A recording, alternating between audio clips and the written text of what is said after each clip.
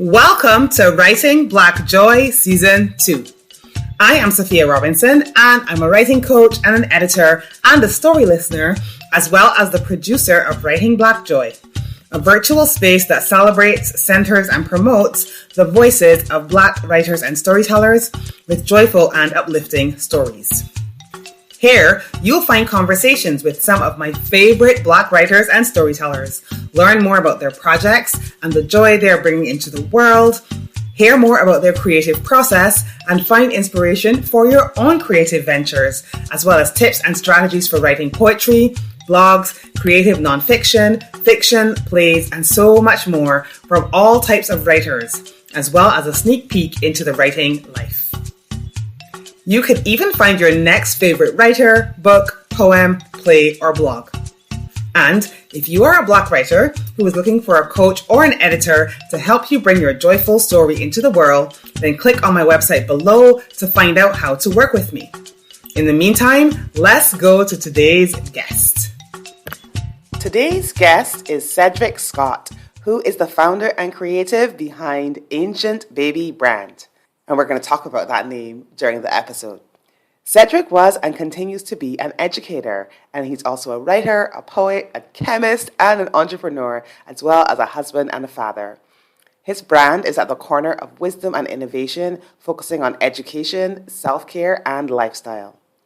Cedric and I talk about how he transformed what his students were learning about Black history by creating Melanated Mathematics, which is math content in the context of Black history and culture, his Ancient Baby brand and how he developed his brand from grooming products to textbooks, the importance of legacy in everything he does, the various collaborations he has had with other Black creatives and business folks throughout his career, his writing and how poetry was the gateway into other forms of writing for him, his creative process, and so much more. And I really hope you enjoy this conversation as much as I did. Hey everyone, welcome back to Writing Black Joy. I'm Sophia Robinson, I'm your host, and today I have with me Mr. Cedric Scott.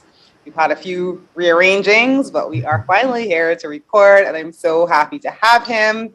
A bit about Cedric. Obviously, you can read more about it in the show notes, but Cedric is first and foremostly an educator.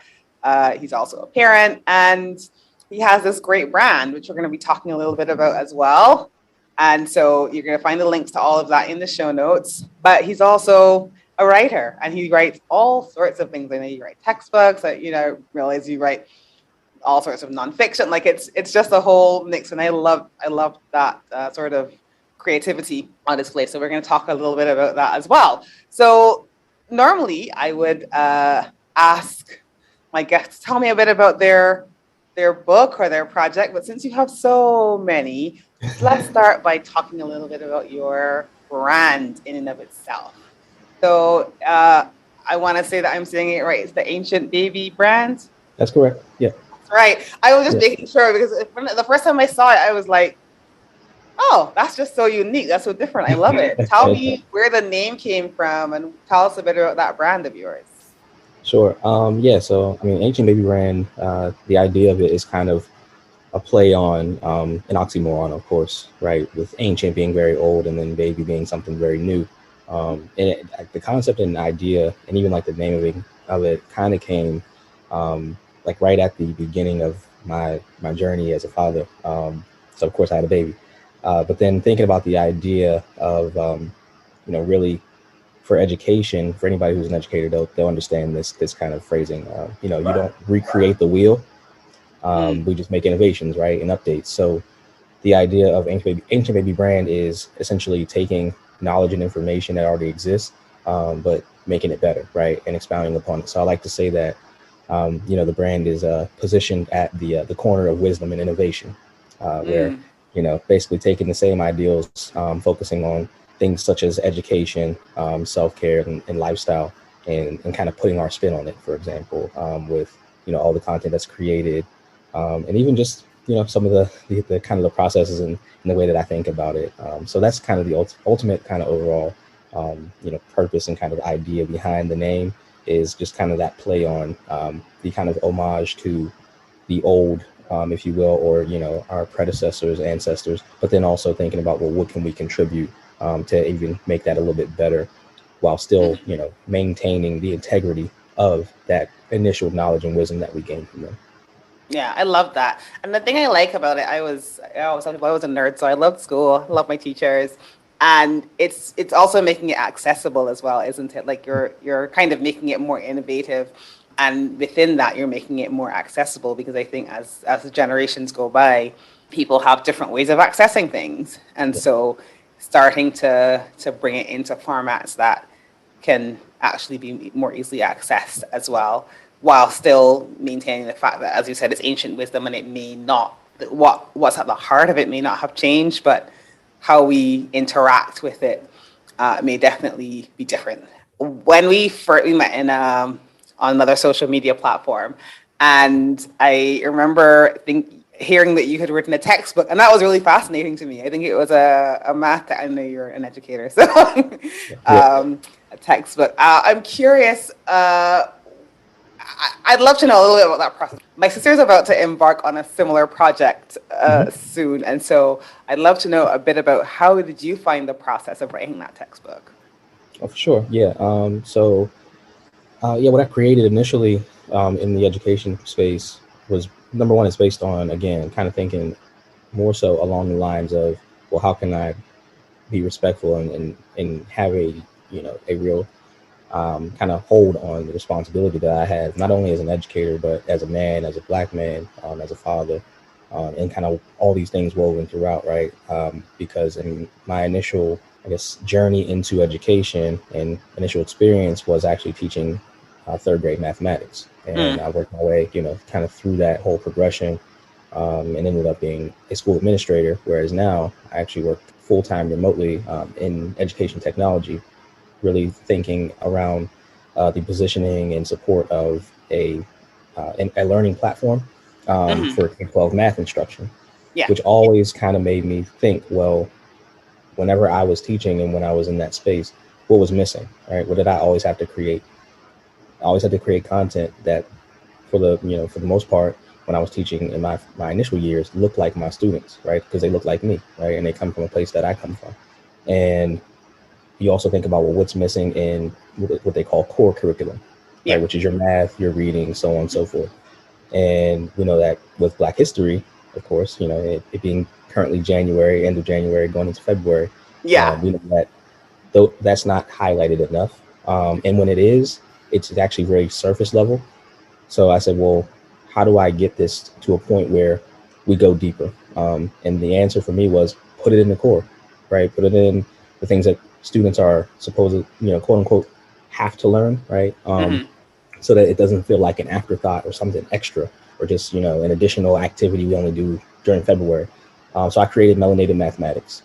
Melanated Mathematics is math content in the context of Black history and culture.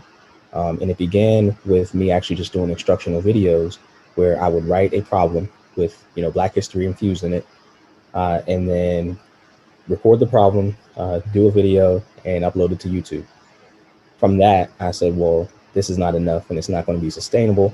I can't produce this enough to a point where I want to make the impact that I think should be, happening.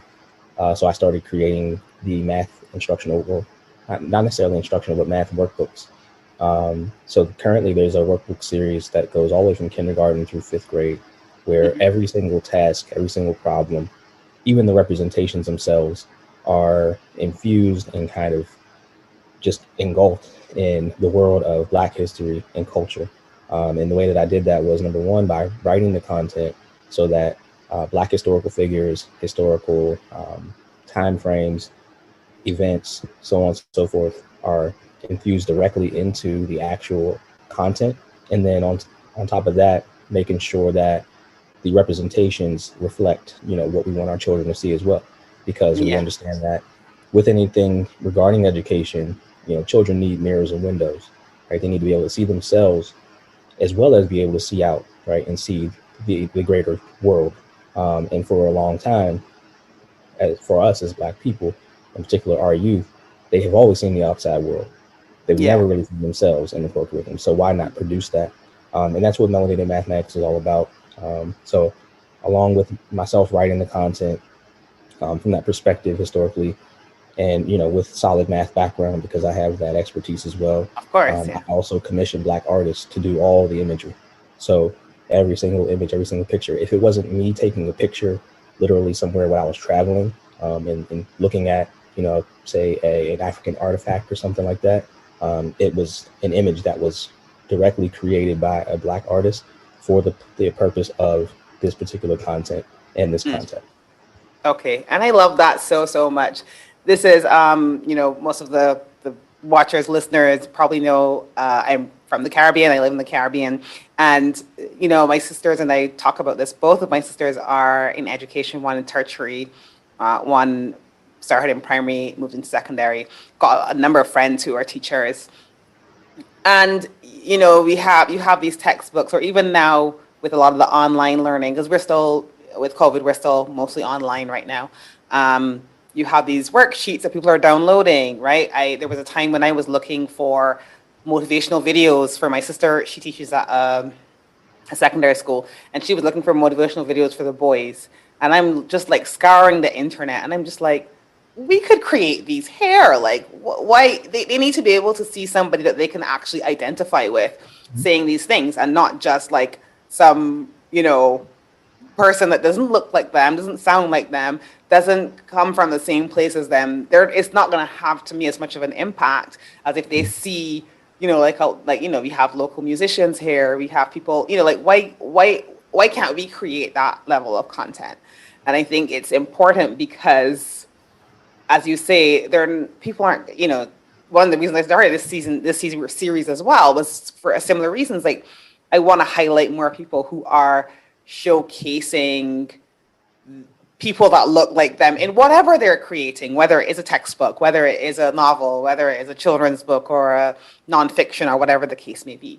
So I think that's great. It's great to find a way to put it into that core by putting it into the mathematics and the things that they're sort of learning, because then I think you're kind of absorbing those concepts as you go along, as opposed to feeling like it's this 7 o'clock, 6th period. Now we're going to learn about, Nelson Mandela or whoever, like this exactly. Special thing that's going to get tossed in February and then moving speedily along. So I think that's such a great idea. And so you've talked a little bit about it, but we're going to talk a bit more about it. Why, this series is called Writing Black Joy, because for me, it's not just about that representation, but it's really also about the joyful aspect to it. Why is that important to you? I mean, it's important to me. Well, first and foremost, me, as a Black man, especially in this country, and I'm in the U.S., seeing what I've seen, knowing, just all of the issues, right? Every piece of the history, right? Not even just considering, where we are in this current time frame, and stepping back to where a lot of the American historical textbooks will begin, but also could be having an actual respect and consideration for the history prior to that. And I think that pulling directly from that is where I want to be, because there's so many missing pieces. And within that, there's kind of a lost sense of pride that we need to get back to. And ultimately, now being a father, these are things that I, number one, want to implement and ensure that my son has. But then I want to also build outside of that and just say, not only did I do this on behalf of my family, for my son, for my immediate family, but also to be able to, present something to the world. Because what I recognize and really feel deeply in my core is that, and my sweatshirt kind of lends to it, is I love that sweat legacy. I love it. But for this, like, legacy is essentially, the remnants and kind of the hieroglyphics, right, that you leave for people to then be able to follow, to make their situation, their life, not necessarily quote unquote easier, but their path to be less rocky than yours, right? So if I start, way back here, there's no way that the people that come behind me should be starting at the same place. It doesn't make any sense, right? No, exactly. And in kind of even in a greater scheme of things, you can't even see the full sweatshirt. The entire sweatshirt actually says legacy is autobiography. And this is one of my designs for my brand. And I really believe in, this type of phrasing because we are the ones that create that, right? Yeah. Though I will not see it, I can go, right? And in whatever capacity that I do, knowing that I did not live in vain and I left something, right? And, Yeah. to me, I was in a space one time and somebody asked, the group, what's your why? And immediately at first I was like, it's my son, right? My Yeah. family. But then I thought about that and I said, you know what, that's actually a little bit selfish. So to me, my why is essentially um, the Black child who was born on the day that I die. What do I do that's going to actually make their life better? And if I can do that, right, I've reached my goal and I feel comfortable in that. And, that's essentially what it all means and why I really push to create because, the more that we put out, the more that we share of ourselves and give to others, then the better that, their situations, their lives, have the capacity to be. And, that's really what it boils down to me, which is what are you leaving behind and how is it improving, the lives of those who will come after you. Yeah, that's perfect. I really like that. Is there a quote that you would like to share, whether it's from your own work, whether it's from someone you admire?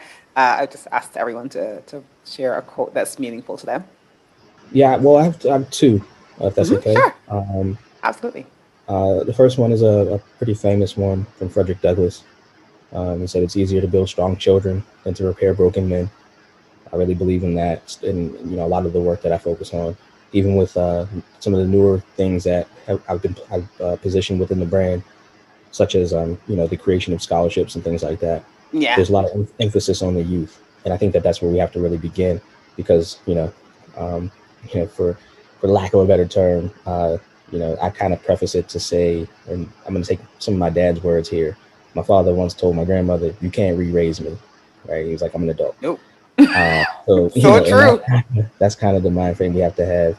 We want to give our adults, brothers, sisters, grace, but at the same time we have to understand that it's going to take a lot more. They're not as impressionable, as our youth and the children. So what we impart in them early on in life can then manifest and then become what we want our adults who are now walking around to be. So that's number one. And then the second is, and I'll paraphrase it. It comes from Carter G. Woodson, Miseducation of the Negro. And he basically says that real education means to inspire others to live life abundantly.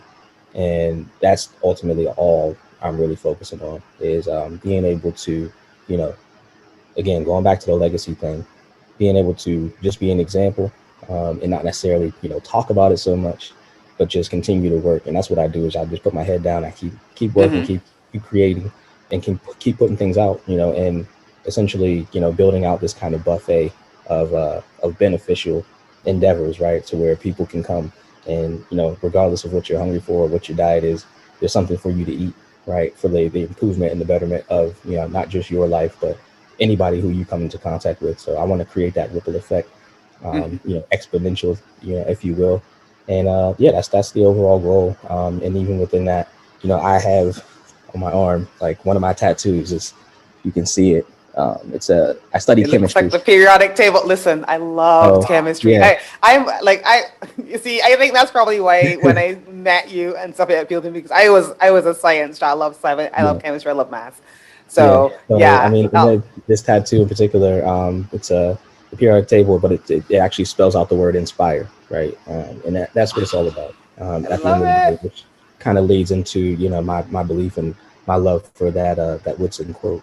It's really about going beyond yourself, and what are you doing to spark something in somebody else, rather than just thinking about, well, what can you get from the situation, right? And really digging into education, because a lot of people, they'll kind of classify education simply as school, and I don't believe that they are completely synonymous at all. Just keep that in mind, because education is ongoing, and it goes on forever, whether you're at school or not. Exactly. And it goes on even when you leave the classroom in the evening and you go home, on the weekends and the vacations and stuff like that. Yes. Definitely agree with that. Let's talk a bit about you. I mean, because you're such a great creative, you create so much. Like I said, your books, you have your designs, and you've created, as you said, scholarships, your whole brand. tell me what you started with. Tell me what came first in this whole Ancient Baby brand. Tell me what came Okay. first. Yeah. So believe it or not, Ancient Baby brand did not begin as Ancient Baby brand. It began as Ancient Baby Beard Care. And I Really? was, yeah, yeah, Wow. yeah. So I began, because with my chemistry background, I went to, real quick, shout out to the HBCUs. I Yeah. went to Virginia State University, got my degree in chemistry, and worked in chemical industry before I became an educator. And, with that, I said, I got to a point where, I was growing my beard and I would use products. And I was thinking to myself, well, I've looked at the ingredients and things like that, and I said, well, maybe I can create my own, right? And you start tinkering a little bit, and you make something, a little homemade concoction you start using yourself, and you're like, this is kind of nice. And you say, I could probably sell this to other people, and and I can do something with it, right? So I always had that kind of giving mindset of, being in support. But then even within that, once I created, those initial products, which are actually still available, as well as other things, I kind of expanded, did a couple of things as far as like hair and skincare pieces and things like that. But it started to branch out to where I began thinking more so outside of myself, rather than saying like, oh, I'm going to make money. I was thinking, well, how can I create more of a cycle, right, and of support, to where I actually started sourcing my ingredients through other Black-owned businesses, right? So like shea butter is Black-owned and sourced. A lot of my essential oils and things like that. So, but that's where it began. And then it just kind of exploded because I was like, I don't want to pigeonhole myself, because I did have all these ideas. And then once I began working from home remotely, it was like, my ideas were screaming at me, like, let me out. And the rest is kind of history. Yeah. I love that. I just wanted to let you know how you can support us over here at Writing Black Joy. Firstly, you can join our Patreon community over at patreon.com/Sophia Robinson, and you'll find the link for that in the show notes. When you sign up over at Patreon to support us, you will get the opportunity to join our monthly group coaching calls and workshops that we'll be holding exclusively for Patreon supporters. So come on over and join the party. It's so much fun over there. Other ways you can support us: hit subscribe here on your podcast or over on the YouTube channel. You can also leave a podcast review, like our YouTube episodes, and share us with your friends. You can head over to our website and sign up for our mailing list, www.writingblackjoy.com. Also, follow Writing Black Joy over on Instagram at Writing Black Joy. All of these will be in the show notes. Thanks so much for listening and for supporting our show. I know you said earlier when you talked about Melanated Mathematics, that's something that you did when you were in the classroom, or when you sort of like formulated the idea when you were in the classroom. The other book, because you've written quite a few books. I was looking on your website earlier and I was just like, wow, you're just prolific. I absolutely love it. What does your creative process look like when you're writing?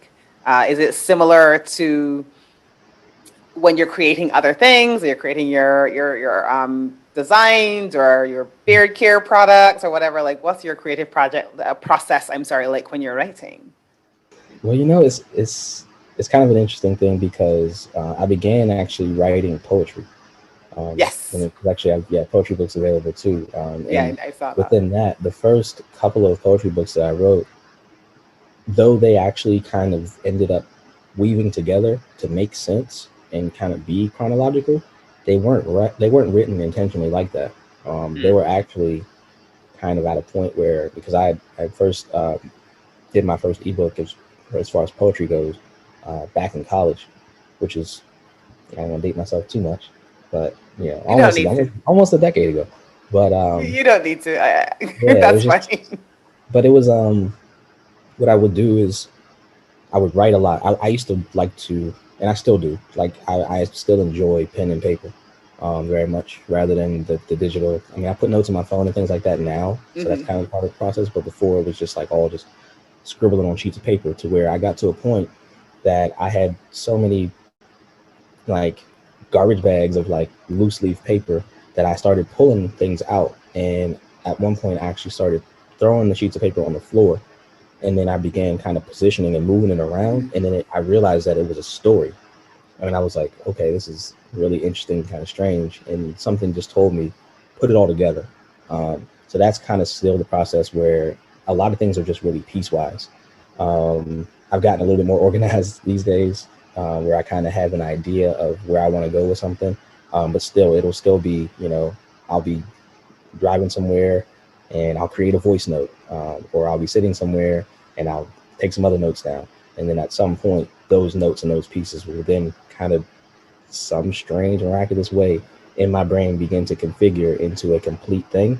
And then I can put them all together and then kind of just deal with the editing and, the sculpting of it, if you will. But it all starts as pretty much like raw clay, if you will. So yeah, that's pretty much the kind of the process where I start with it, and then I'll play around with something and I'll jump to something else and then I'll come back to it. And somehow it just fits together. I just think that's so cool. I find that happens sometimes, especially with poetry, because I guess there's probably a theme in your mind that you may not even be aware of when you're just pulling different parts from it. When you did the textbook, how did you, because I know you have a lot of books on your website and you have a lot of ebooks. Obviously you've done the poetry, different things aren't ebooks. How did you sort of produce the actual textbook format and distribute it, just in case anybody else wants to take on a project like that? Well, what I did with Melanated Mathematics, I did get to a point. Initially, I was doing distribution of a physical product, right? So creating a math workbook that you might see in any context, right? Paperback format. And what I did with that was I thought about, well, after I began doing the videos, and I said to myself, well, this could be something, more concrete, where people can get their hands on it. And I began actually, you would think that I started either at the beginning of, that elementary school spectrum, like kindergarten, or at the end, 5th grade. I actually started right in the middle. Yeah, so the first one that was launched was and they're written in an overlapping model for differentiation purposes and scaffolding for students. But the grades 3 and 4 were actually written as the first kind of installment. And I didn't even know what I was doing at the time, because I just started thinking of like, well, I can produce a bunch of, problems and infuse Black history, culture directly into it, and then create some type of book. But what I found was that I kind of reverted back to my original experience as an educator, which was back in 3rd grade. And I was very comfortable, right? 3rd grade math was my thing. So you were, yeah. Years on end. So I just kind of fell into that zone. And by the time I looked up, I was like, oh, I've written all these problems. And then, you do the solutions to go along with it, so on and so forth. And I was like, I created this book. And of course I got it bound. I did some self-publish kind of efforts on that, turned it into a paperback. And then from there, I got the response, from homeschoolers, from, anybody who would, check it out, take a look. And then I said, you know what?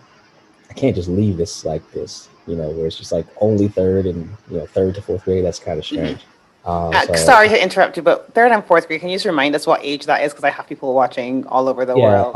So if you're talking about like, U.S. public school kind of standards, we're looking at 8, 9 years old. 8 or 9 years old. Okay, perfect. Yeah. Right. So sorry, you were saying you had self-published it and then you. Right. Yep. So self-published it. And then, so I had this paperback.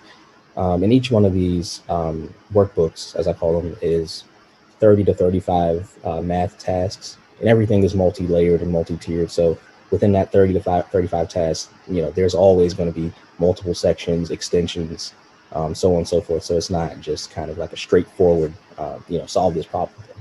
Once I got to the paperback and I started distributing that, I went back to the drawing board and said, I have to complete this now. For the other ages.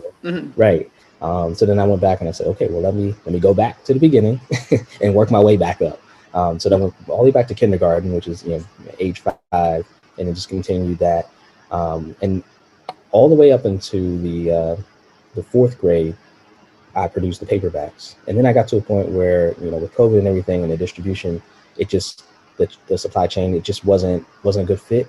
So I made the shift and went completely digital for that. So everything now is PDF. on as far as that side. I do plan to Ah, bring back, I do plan to bring back the paperback at some point. But I just found that it wasn't, with shipping delays and issues, and it was just a problem. And yeah. I was like, this is more trouble than it's worth. I want people to just be able to get the content, and be able to download it and pull it and use it however they need to. Print it if they need to or whatever. Because I guess there's still going Exactly. to be some, like how you as an adult, I guess you still like that pen and paper. There are going to be some. I was one of those. Yeah. And still as an adult, I love a pen and paper. I couldn't. Nothing would stay in my brain if I didn't write it down. So I Right. had to be writing. And so I guess that's the advantage of having the PDF is that you can still print it if you Yeah. need that sort of Yeah. interaction.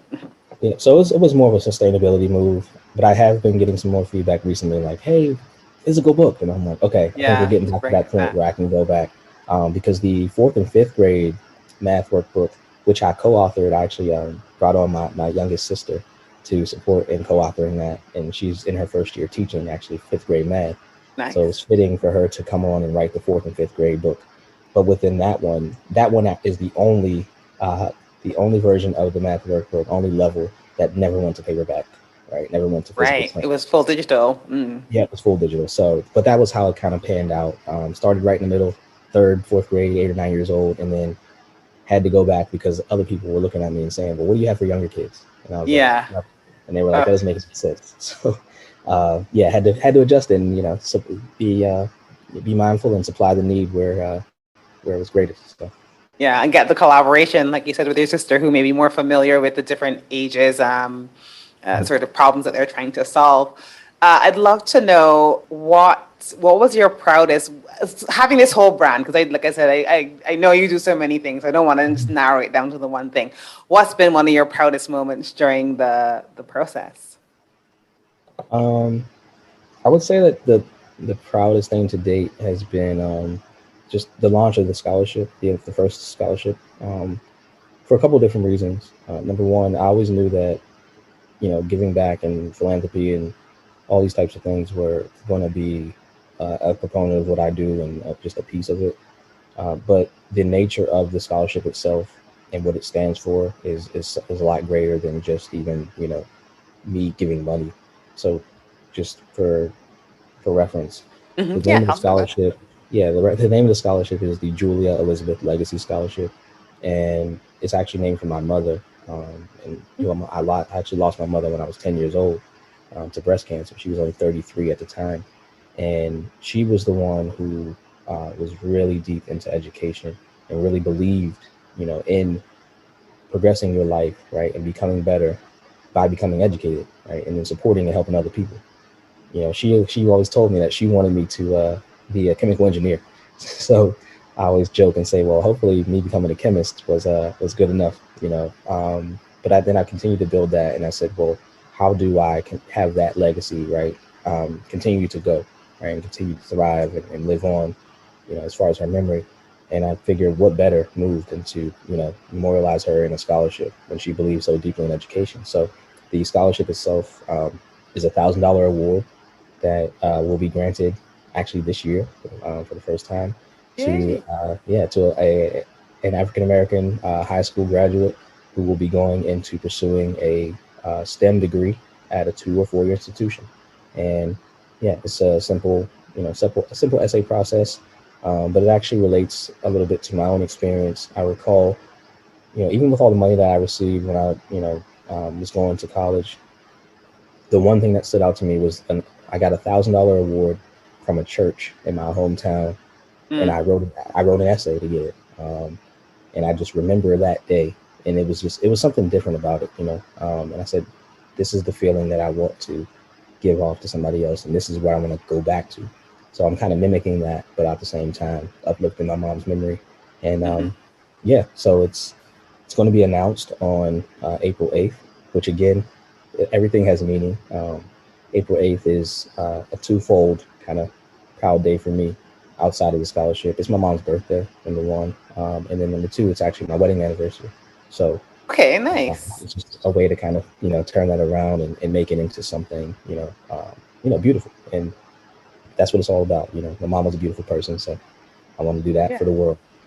Oh, that's amazing. And so this conversation comes out in March. Mhm. So I'm gonna edit this out. So this conversation comes out in March.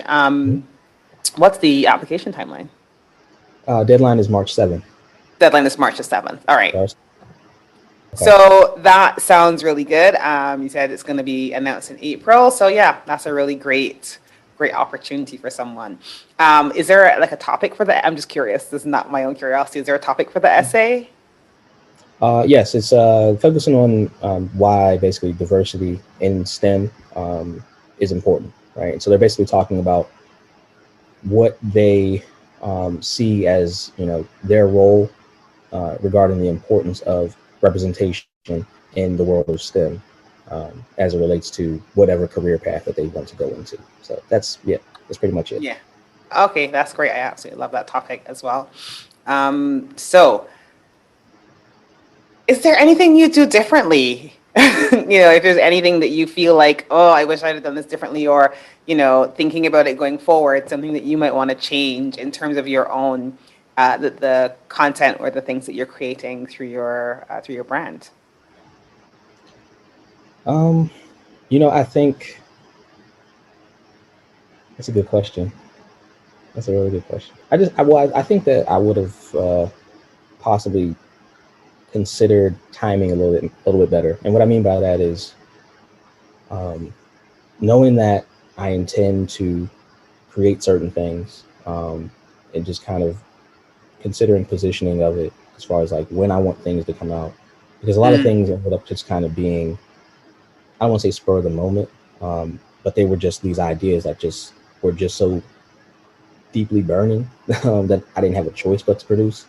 Yeah. And then I think another thing that I would do too, just on the kind of, I think execution standpoint, one thing that I found for myself is that when I put things out into the atmosphere and I put like my word and, my name behind it, especially in a public forum, I feel, I want to say, accountable to make sure that those things come to fruition. So whenever I say something out loud, like when I announced the scholarship thing, I couldn't take it back. Right? So you basically put yourself into a situation where you have to execute. And I think I would have done that with certain things more, right? And more often. And that would have kind of held me to even a higher standard than I could ever have for myself. Because when other people are kind of looking at you, then you kind of say like, well, I don't want to let people down, especially if, with kind of the goal and the purpose of what my brand stands for, that would then, really put a little bit of, I think positive or favorable pressure on me. That things come out and that they are solid in nature and ultimately what I want them to be kind of earlier rather than having to go back to the drawing board and a lot of stuff. Understood. That happens too. What advice might you give a budding creator? And this is someone creating anything, because you create so many things. Get the feedback from other people. Don't take it too deeply. Don't internalize too much of the feedback because at the end of the day, they're not going to understand the vision completely. They can see, kind of the picture, but they can't see the vision. If that makes sense. Yeah. And then I think going beyond that, I would just say, just put it out. Because I think for us, a lot of times, especially creatives, like we get so caught up in, is this the right time? Does it look right aesthetically? How are people going to respond? You really never know. And that was the premise for me doing a lot of things. And the way that I did it was just like, look, I just have to get this out. And the response is going to be a response in many cases, as long as you don't do some type of really outlandish, critically life-changing, life-altering type of mistake with what you're doing, you can always make it better. And just keep that in mind. So yeah, just do it. Like just do it. Improve it if you need to. Exactly. Yeah. Oh, that's perfect. So a little bit about you personally. What do you enjoy sort of like reading or watching or listening to as, as a consumer of the creativity? Yeah. I mean, I really enjoy, looking into what other creatives are doing. I'm big into art. I'm a fan of just different types of art, really. I mean, I love music. I don't perform or do any music or anything like that, but music has always been kind of a solace for me, to where I can just find myself, and depending on what I'm listening to, who I'm listening to, it'll kind of evoke certain things. I'm an avid, fitness, exercise, workout junkie type of person. I love going to the gym. It's a big thing. And outside of those things, I would say I really try to just continue to learn a lot in areas where I have either personally fallen short, or where I've thought that I could be of benefit for other people. In particular, looking at things like finance. I do want to give one shout out to people I'm not even connected to, but somebody who's been really kind of prevalent in me learning more about the financial side of things. There's actually a podcast and a whole network called Earn Your Leisure through YouTube. Okay. And they're amazing. So I've learned a lot, gotten to the point where even now I've gotten enough knowledge and information to be able to not only find ways to invest in the stock market, if you will, for my son, but also teach other people how to do it, or create and produce a video, right? Which I have through my brand, a free video on how to do that for our youth. So I'm just all about consuming valuable information that I can then transfer to other people, and know that it's going to actually leave a lasting impact in the market. Okay, that's excellent. Tell us where we can find you. Obviously, you have your page. I'm going to drop the link below. Everything's on there. So if you go on there, you'll do like I do, and you'll get sucked in, and you'll get lost in there for a couple of hours, because there's all different books and different types of brands and whatever. So tell us where we can find you, whether it's social media, whether it's online. Yeah, so definitely, the website is ancientbabybrand.com. Instagram, Facebook is at ancientbabybrand. Twitter is ABbrand. Okay. I don't do too much on Twitter. That's okay. I don't use it as much. But definitely, I would say Instagram, Facebook at ancientbabybrand. And from there, we branch out, stem out to, every other platform, Clubhouse, so on and so forth, Yes. as well, with a lot of facets kind of funneling underneath that. But yeah, those are the big ones. Perfect. Cedric, thank you for joining me. So glad we were able to connect and make this happen. And I look forward to following you, hearing more about who wins that scholarship, and sharing your work with the people in my network who will hopefully share it on, and you'll get some more people connecting with you through there. So thank you so much. And everyone, happy reading. Bye. Thank you. Bye. Thank you for joining us today. You can find out more about our guests in the notes below, and don't forget to hit subscribe to our channel so that you don't miss new episodes when they drop. And if this has inspired you to get your own writing project into the world, click on my website below and learn how you can work with me as a writing coach or an editor. Until next time, I send you big love from a small island.